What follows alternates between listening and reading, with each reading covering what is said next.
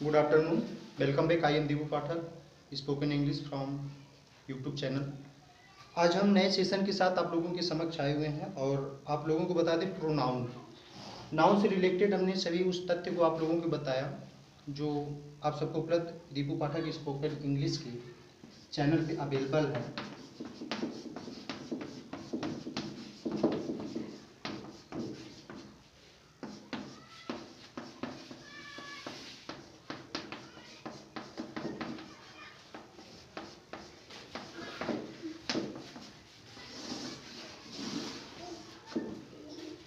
इस चैनल पे नाउन से रिलेटेड सभी इम्पॉर्टेंट जो भी तथ्य थे मैंने इस चैनल पे दे दिया है। आज हम चर्चा करने वाले हैं प्रोनाउन।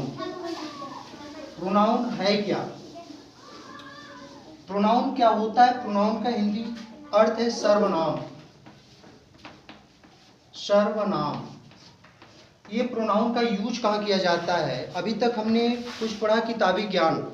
किताबों में हमें क्या मिलता है? A pronoun. किताबों में लिखा हुआ जो प्रोनाउन की डिफिनेशन होता है, अ प्रोनाउन इज अ वर्ड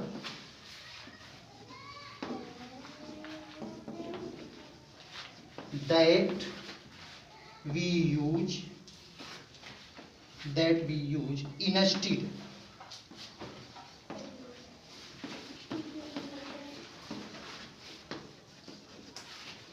किताबों में लिखा हुआ हमें जो इसका डिफिनेशन मिलता है, ये क्या कहता है कि a pronoun is a word that we use instead of a noun. ये जो प्रोनाउन होता है किसी भी नाउन के इंस्टेड। इंस्टेड का मतलब क्या होता है कि बदले में।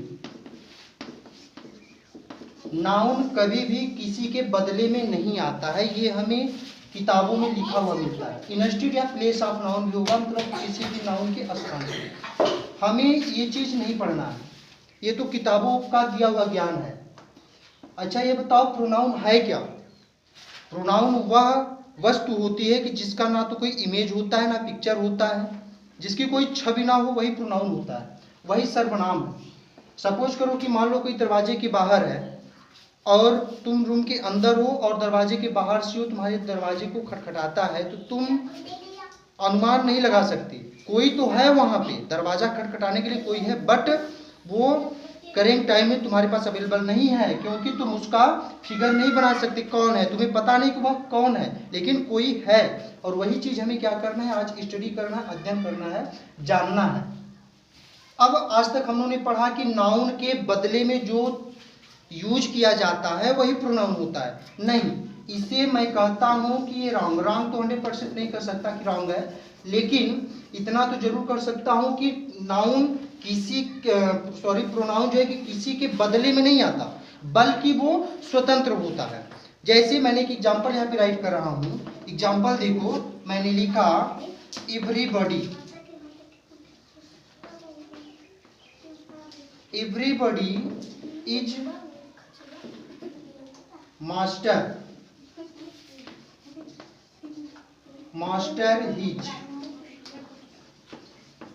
His life. एक एग्जाम्पल मैंने लिखा कि everybody is master his life. प्रत्येक व्यक्ति जो है कि अपनी किस्मत का खुद मालिक होता है। अच्छा इसमें देखो, इसके पहले मैंने चर्चा किया था कि किसी भी इंग्लिश सेंटेंस में हमें 3 चीजों की जरूरत पड़ती है, subject verb plus other verb. Subject verb plus other verb. अब इन 3 चीज का नाउन, इस सब्जेक्ट के लिए हमें नाउन चाहिए या क्या चाहिए? प्रोनाउन चाहिए। या फिर नाउन होगा या फिर प्रोनाउन होगा। अब जो नाउन होगा वो तो प्रत्यक्षली तौर से है, और लेकिन ये जो प्रोनाउन है ना, ये किसी के प्लेस पे, मतलब नाउन का कभी भी स्थान नहीं ले सकता है। अब जब ये नाउन का स्थान नहीं लेगा तो तब प्रोनाउन है क्या? अब उसी प्रोनाउन के बारे में जानना है।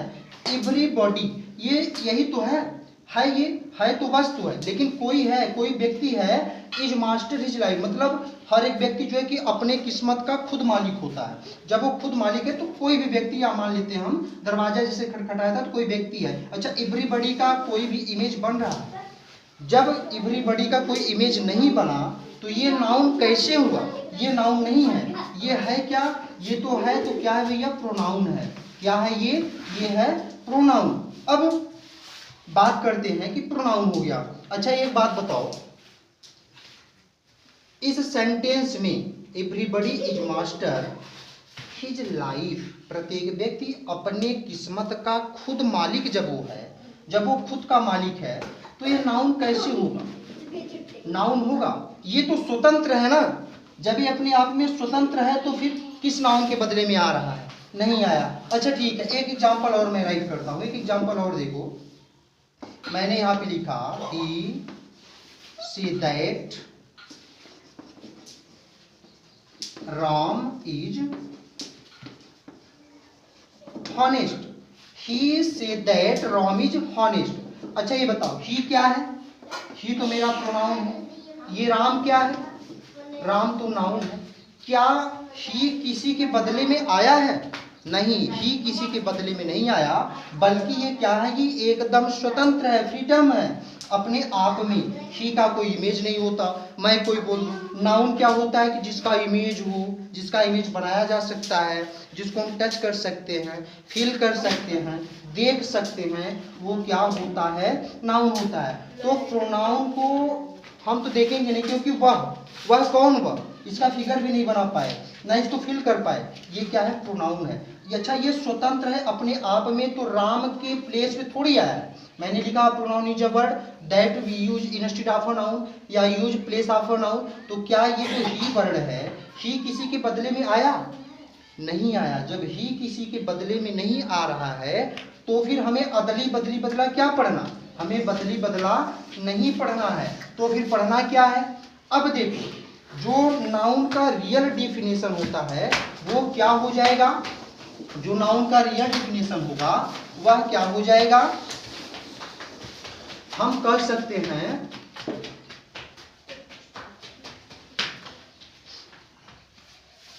द वर्ड, हम कह सकते हैं the word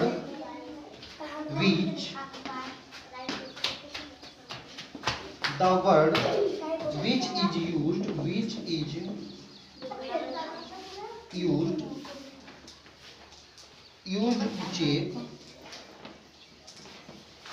the word which is used to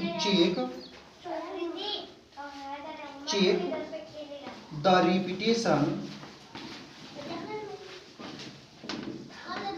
repetition of noun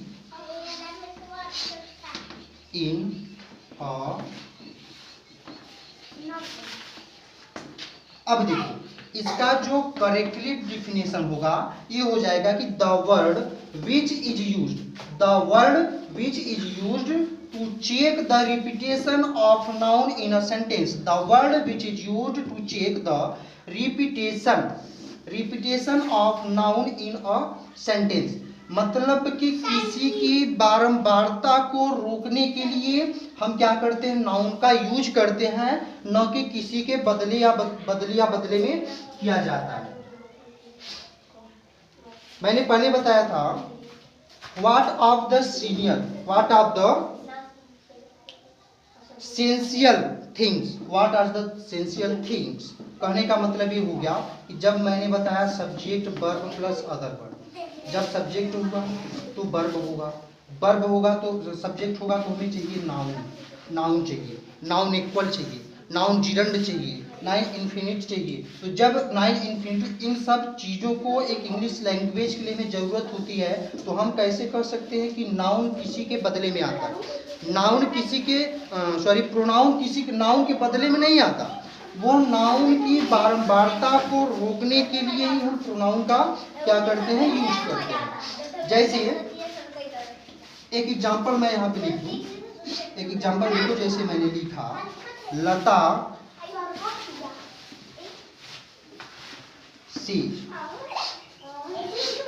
says inverted comma हो गया, लता सेज आई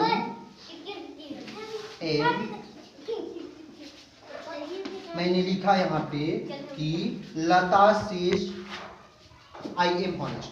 ये नरेशन का है। अब ये नरेशन क्या कहता है, नरेशन कहता है कि इसको काटो, इसको उतारो, इसको काटो, इसको उतारो।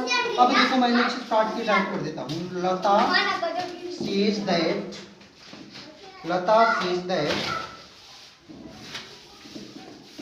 लता is honest, Lata is honest. इस नरेशन के अनुसार से ये एग्जाम्पल 100% सही है। क्या है ये? 100% करेक्ट है। लेकिन अब जब हम noun gerund, noun equal, infinitive, इन सब का जब हम अध्ययन करेंगे तो ये क्या कहता है कि ये गलत हो गया। कैसे गलत हो गया? क्योंकि ये तो नरेशन ने बोला कि लता से जाइए हॉनेस्ट, लेकिन अब ये देखो क्या कहता है। अब इसके लिए जो परफेक्टली, अब इसका जो परफेक्टली होगा एग्जाम्पल, वो क्या हो जाएगा? एक चीज और, इसका यूज हम करेंगे कैसे? इसके लिए एग्जाम्पल यदि हम दे दें तो इसका एग्जाम्पल मैं लिखूं यहां पे Amit, Amit found a bag, Amit found a bag, he picked it up, he picked it up and gave bag. अच्छा ये एक चीज बताओ, और मैंने लिखा यहाँ पे अमित फाउंड अ बैग, ये अमित क्या है? नाउन है। अमित क्या है? नाउन है।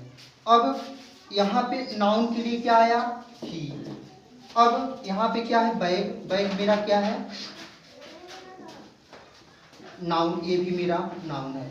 इसके लिए क्या आया? इट। इसके लिए क्या आ गया?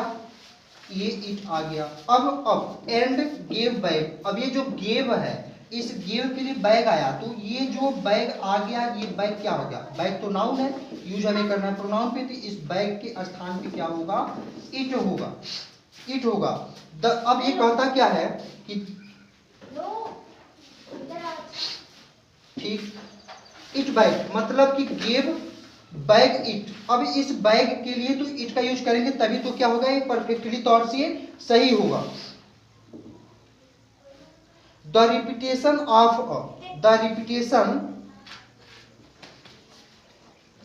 ऑफ अ नाउन मैनर और language observed and leads some serious errors. कहने का मतलब ये है कि the repetition on noun, the repetition on noun